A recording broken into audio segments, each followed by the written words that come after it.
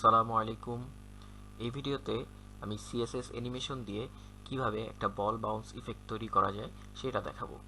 So যারা CSS animation শিখতে চান তারা এই ভিডিওর মাধ্যমে খুবই মজায় মজায় CSS অ্যানিমেশন শিখতে পারবেন।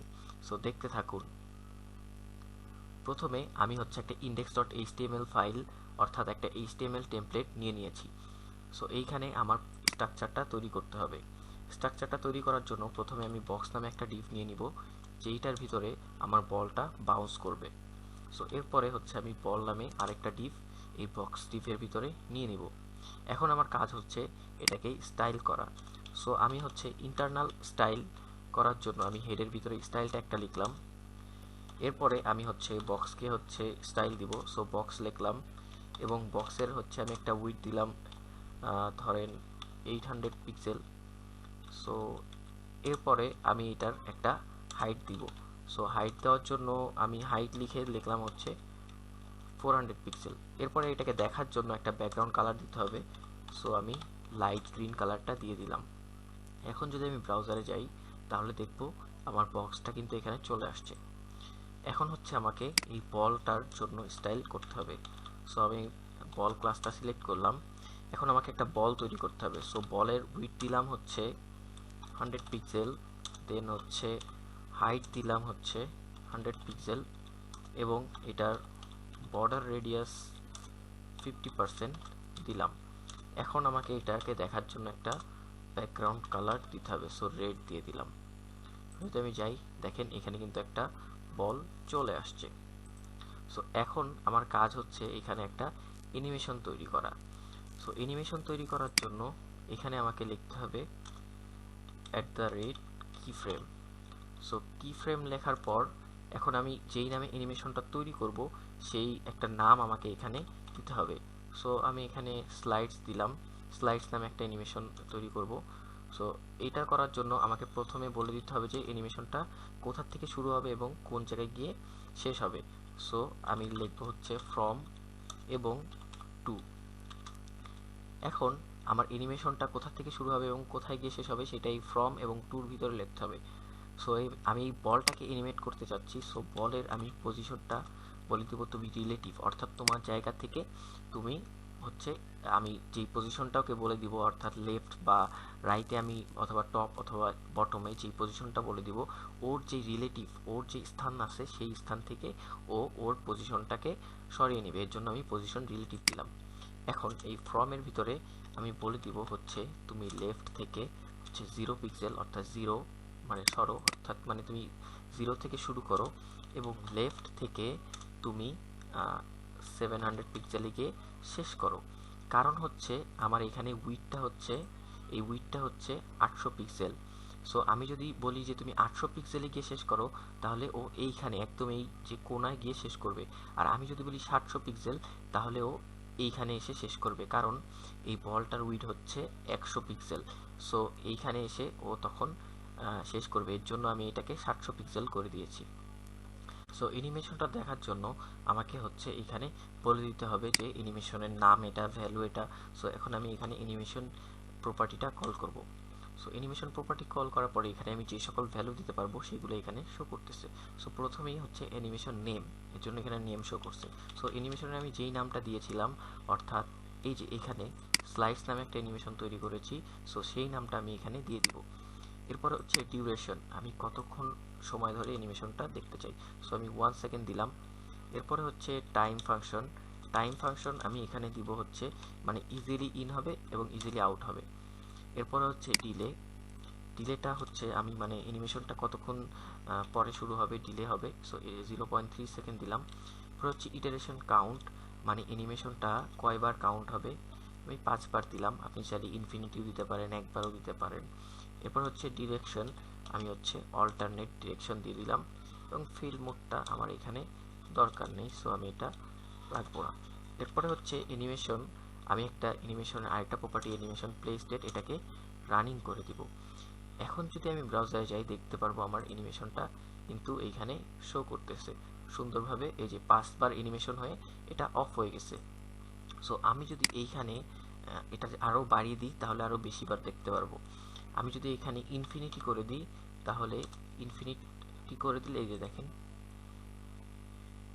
এটা হচ্ছে সারা মানে হতেই থাকবে, ইনফিনিটি বার এটা হতেই থাকবে।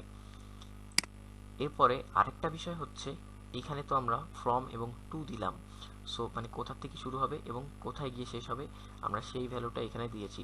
কিন্তু এইখানে আমরা চাইলে আরও সুন্দরভাবে এটাকে দিতে পারি, যেটা হচ্ছে আমরা দিতে পারি 0%-এ তুমি লেফট থেকে এরকম থাকো, 0%-এ এটা থাকো এবং 100%-এ গিয়ে তুমি এরকম হও।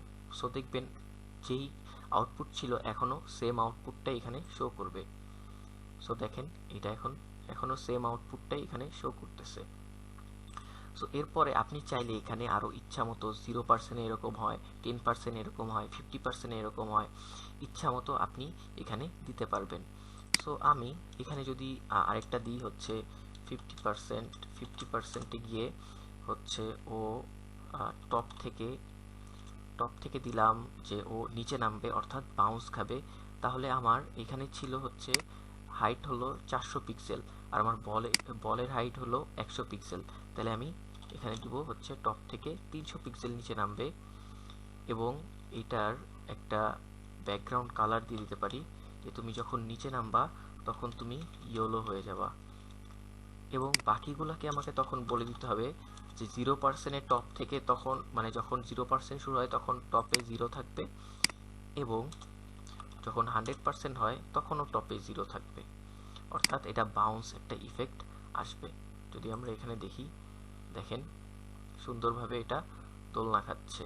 এটা আমি চাইলে আরও হচ্ছে আমি যদি এইখানে 10%-এ দিতাম বা 0%-এ দিতাম তখনও এটা এভাবে ওইভাবে কাজ করতো যে 10%-এ গিয়ে একটা রকম হয়, তারপর হচ্ছে 20%-এ গিয়ে আরেকটা রকম হয়।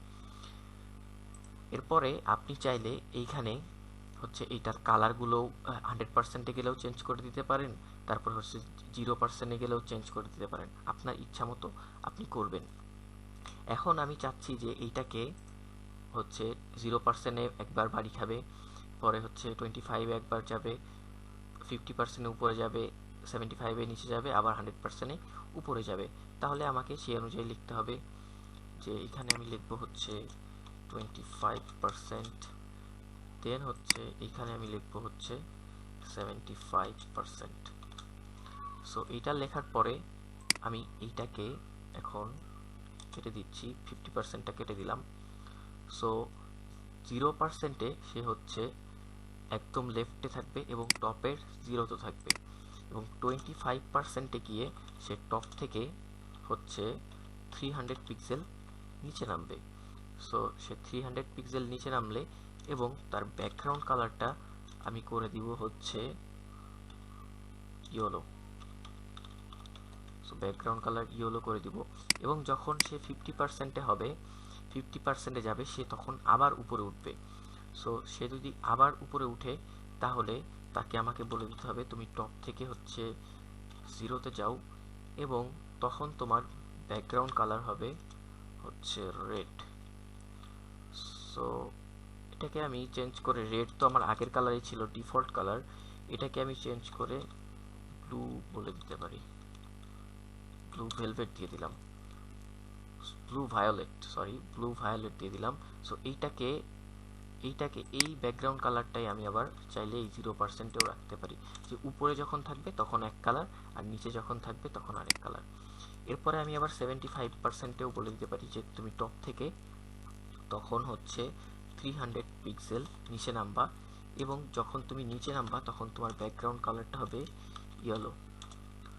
সো ইয়েলো হলো এবং আমি যখন 100%-এ দিব তখন তো এটা দেওয়াই আছে এবং ব্যাকগ্রাউন্ড কালার আমি বলে দিলাম যে তোমার ব্যাকগ্রাউন্ড কালার হবে ব্লু ভায়োলেট।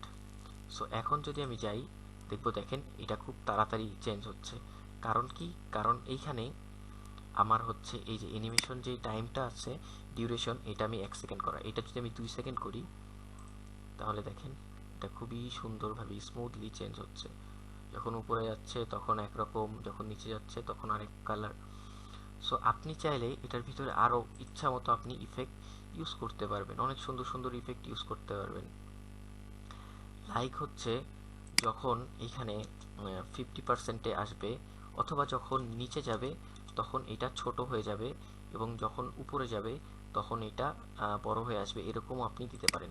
সো আমি যখন শুরু হবে তখন যদি আমি দিই, তাহলে আমি ট্রান্সফর্ম দিলাম, ট্রান্সফর্ম দিয়ে এখানে আমি বলে দিলাম যে হচ্ছে স্কেল, স্কেল দিয়ে আমি 0.5 যদি দিয়ে দিই, দেখেন তাহলে কি হয়, এটা প্রথমে প্রথমে ছোট থেকে বড় হচ্ছে। ঠিক আছে, এইভাবে আপনি এটাকে চেঞ্জ করতে পারবেন। তারপরে আপনি চাইলে আবার যখন এটা নিচে বাউন্স খাবে তখন ছোট হবে, উপরে বাউন্স খেলে এটা বড় থাকবে, এইটাও আপনি চাইলে পারবেন, আপনার ইচ্ছা মতো আপনি চেঞ্জ করে নেবেন। তো আমি ওইটা যদি দেখাতে চাই, তাহলে যখন নিচে বাড়ি খাবে তখন হচ্ছে এটা স্কেলটা হবে হচ্ছে এটা হচ্ছে ট্রান্সফর্মটা হবে হচ্ছে 0. মানে ট্রান্সফর্মের ভিতরে হচ্ছে স্কেলের ভ্যালু হবে হচ্ছে 0.5, অ্যান্ড যখন এটা উপরে উঠবে তখন এটা আবার স্কেলটা হয়ে যাবে হচ্ছে 1। সো সরি, এখানে হবে ট্রান্সফর্মের স্কেলটা হবে 1। সো ট্রান্সফর্মের স্কেল হবে হচ্ছে 1, এবং যখন আবার নিচে নামবে তখন আমার ভ্যালুটা আবার ছোট হয়ে যাবে, অর্থাৎ এই বলের সাইজটা স্কেল অর্থাৎ 0.5 অর্থাৎ এর সাইজের অর্ধেক হয়ে যাবে। সো এর সাইজে যদি অর্ধেক হয় তাহলে কিন্তু দেখেন এটা নিচে লাগতেছে না, এটা নিচে লাগতেছে না। এটা নিচে যদি আমি লাগাইতে চাই তাহলে টপ থেকে আমাকে এটাকে আরেকটু 25 পিক্সেল এটাকে বেশি বলে দিতে হবে, টপ থেকে 25, এখানে হচ্ছে টপ থেকে 25 পিক্সেল বেশি বলে দিলাম। সো এখন দেখেন এটা কিন্তু নিচে লাগতেছে। সো যখন এটা উপরে আসে তখন এটা বড়, আর নিচে যখন নামবে তখন এটা ছোট। আপনি চাইলে আপনার ইচ্ছা মতো আরও রোটেট, আরও ট্রান্সলেট, যেই সব প্রপার্টিগুলো আছে আপনি এগুলো ইউজ করতে পারেন। সো এরকম আরও নতুন নতুন ভিডিও দেখতে চাইলে আমার চ্যানেলটাকে সাবস্ক্রাইব করবেন, এবং ভিডিওতে লাইক এবং কমেন্ট করতে ভুলবেন না। সকলকে অসংখ্য ধন্যবাদ। আসসালামু আলাইকুম ওয়া রাহমাতুল্লাহি ওয়া বারাকাতুহু।